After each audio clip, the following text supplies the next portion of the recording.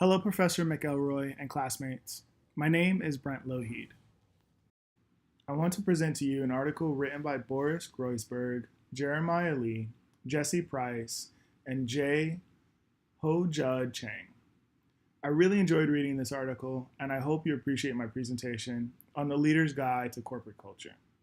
Let's begin.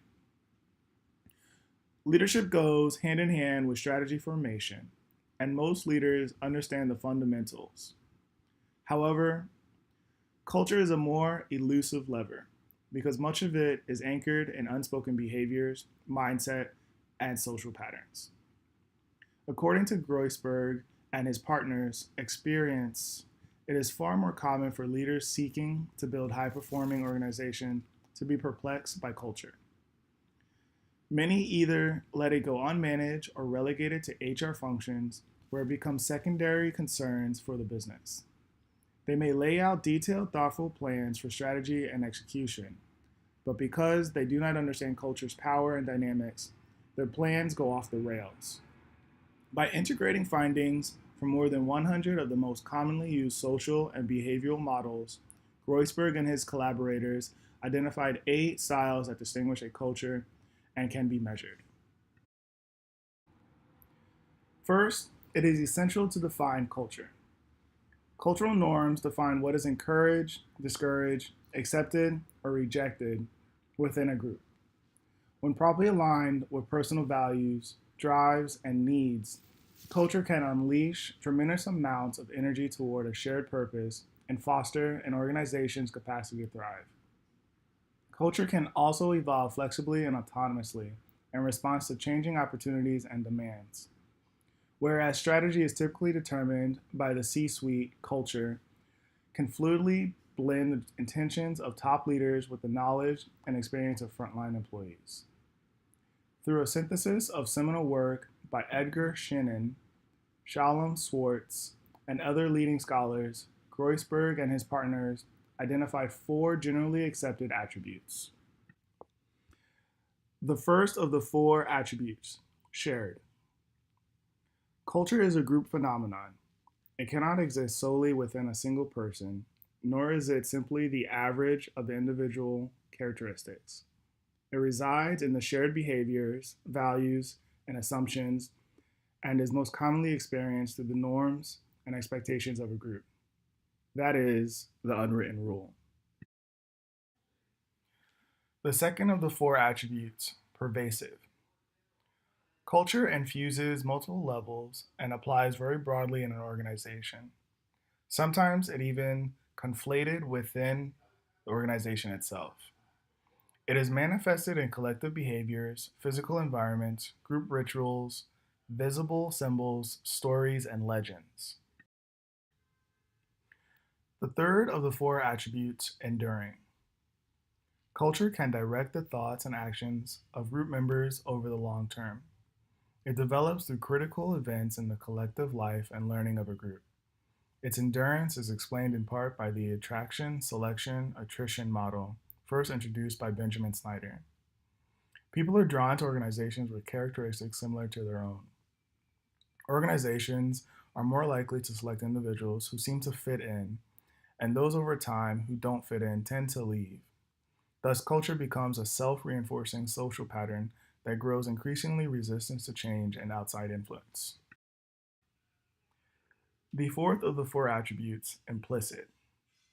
An important and often overlooked aspect of culture is that, despite its subliminal nature, people are effectively hardwired to recognize and respond to it. It acts as a kind of silent language. Shalom Schwartz and E.O. Wilson have shown through research how evolutionary processes shaped human capacity. Because the ability to sense and respond to culture is universal, certain themes should be expected to reoccur across the many models, definitions, and studies in the field. Next, I want to talk about primary dimensions. There are 2 primary dimensions, people interactions and people's responses to changes. An organization's orientation towards people interactions and coordination will fall on a spectrum from highly independent to highly interdependent. Cultures that lean towards the former place greater value on autonomy, individual action, and competition. Those that lean towards the latter emphasize integration, managing relationships, and coordinating group effort. Some organizations emphasize stability, while others emphasize flexibility and receptiveness to change. Those that favor stability tend to follow rules, use control structures such as senior based staffing, reinforce hierarchy, and strive for efficiency. Those that favor flexibility tend to prioritize innovation, openness, diversity, and a long term orientation. Groisberg and his co authors applied fundamental insights about the dimensions of people, interactions, and response to change, and identified 8 styles that apply to both organizational cultures and individual leaders. Integrated culture encompasses 3 main areas: distinct culture styles, framework and leader statements, and the link between culture and outcome. Let's first dive into distinct culture styles.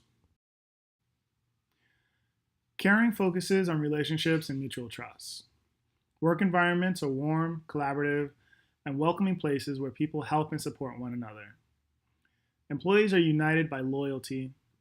Leaders emphasize security, teamwork, and positive relationships. Purpose is exemplified by idealism and altruism.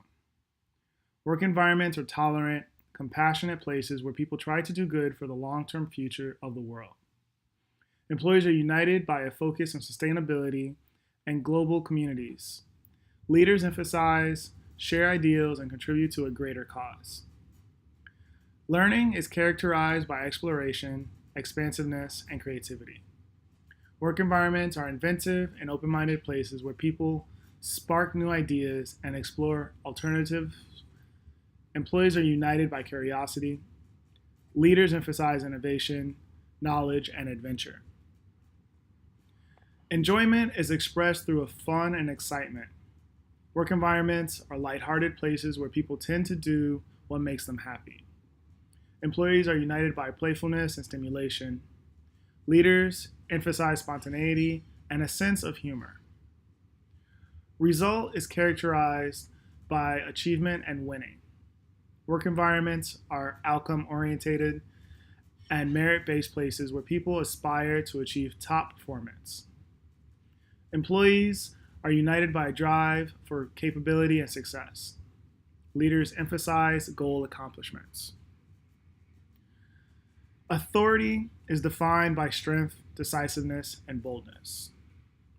Work environments are competitive places where people strive to gain personal advantage, and employees are united by a strong control. Leaders emphasize confidence and dominance. Safety is defined by planning caution and preparedness. Work environments are predictable places where people are risk conscious and think things through carefully. Employees are united by a desire to feel protected and anticipate change. Leaders emphasize being realistic and planning ahead.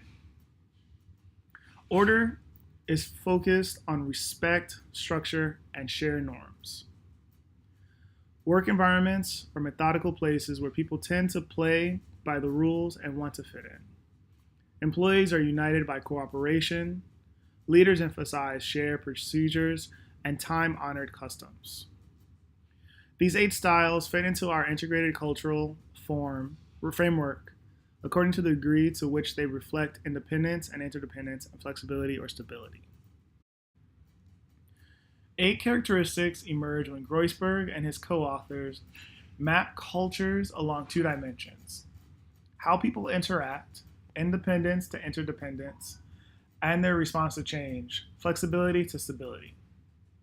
The relative salience of these 8 styles differs across organizations, though nearly all are strongly characterized by results and caring.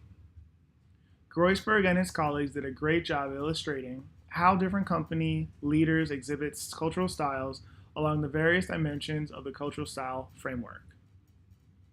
Top leaders and founders often express cultural sentiment within the public domain. Such statements can provide important clues to how these leaders are thinking about leading their organization's cultures. For example, Elon Musk, co founder and CEO of Tesla, one of my favorite companies, stated, "I'm interested in things that change the world or that affect the future and wondrous new technologies where you see it and you're like, wow, how did that ever happen?" This is an example of learning cultural style. Greusenberg and his co authors provided us with 5 links between culture and outcomes. They arrived at the following insights. When aligned with strategy and leadership, a strong culture drives positive organizational outcomes. Culture is a powerful differentiator for companies because it is strongly aligned with strategy and leadership. Delivering outstanding customer service requires a culture and a mindset that emphasizes achievement, impeccable service, and a problem solving through autonomy and inventiveness. Those qualities have led to a variety of positive outcomes for companies, including robust growth and international expansion, and frequent appearance on the list of the best companies to work for. Selecting or developing leaders for the future requires a forward-looking strategy and culture. In the example provided, the author describes a scenario where the board of a company reviewed 3 external candidates with unique cultural styles to replace the retiring CEO. The board members anticipated difficult future obstacles. After considerable deliberation, the board chose a highly competitive leader with the authority style. Soon afterward, an investor attempted a hostile takeover, and the new CEO was able to navigate through the precarious situation, keeping the company independent and simultaneously beginning to reconstruct in preparation for growth. In a merger, designing a new culture on the basis of complementary strengths can speed up integration and create more value over time.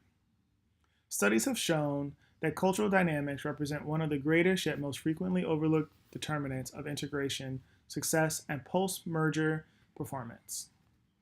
Such design considerations are often overlooked during organizational change. But if systems and structures don't align with cultural and leadership imperatives, progress can be derailed. In a dynamic and uncertain environment in which organizations must be more agile, learning gains importance. During a decade of helping leaders design aspirational cultures, there has been a clear trend towards prioritizing learning to promote innovative and agility. As businesses respond to increasingly less predictable and more complex environments. A strong culture can be significantly liable when it is misaligned with strategy. CEOs should introduce new leadership, development, and team coaching programs and training opportunities that would help leaders feel more comfortable with cultural evolution. When people depart, the company should carefully select new leaders who provide supporting values, such as caring and increasing the emphasis on the shared purpose. The benefits of this strategy and cultural shift allow the formation of an increasingly diverse array of integrated services, offerings, and strong growth, particularly in emerging markets. Unlike developing and executing a business plan, changing a company's culture is complicated because of the emotional and social dynamics of people in the organization. Groisberg and his co-authors found that 4 practices in particular lead to successful cultural change. Articulate the aspirations. An aspirational culture suggests the high-level principles that guide organization initiatives. Change might be framed in terms of real and present business challenges and opportunities, as well as aspirations and trends. Because of culture's somewhat ambiguous and hidden nature, referring to tangible problems such as market pressures or the challenges of growth helps people better understand and connect to the need for change. Select and develop leaders who align with the target culture. Leaders serve as important catalysts for change by encouraging it at all levels and creating a safe climate. Candidates for recruitment should be evaluated on their alignment with the target. A single model that can access both organizational culture and individual leadership styles is critical for this activity. However, cultural change can and does lead to turnover. Some people move on because they feel they are no longer a good fit for the organization, and others are asked to leave if they jeopardize needed evolution. Use organizational conversations and culture to underscore the importance of change. Various kinds of organizational conversations, such as roadshows, listening tours, and structured group discussions, can support change. Social media platforms encourage conversations between senior managers and frontline employees. Influential change champions can advocate for a cultural shift through their language and actions. Reinforce the desired change through organizational design. When a company structure, systems, and processes are aligned and support the aspirational culture and strategy, instigating new cultural styles and behaviors will become far easier. It is vital to improve organizational performance through cultural change. Using the simple but powerful models and methods in the article, The Leader's Guide to Corporate Culture. First, leaders must become aware of the culture that operates in their organization. Next, they can define an aspirational target culture. Finally, they can master the core change practices of articulation of the aspiration, leadership alignment, organizational conversation, and organization design. Leading with culture may be among the few sources of sustainable competitive advantages left to companies today. This concludes my presentation on The Leader's Guide to Corporate Culture, written by Boris Goresberg and his colleagues. Thank you for your time.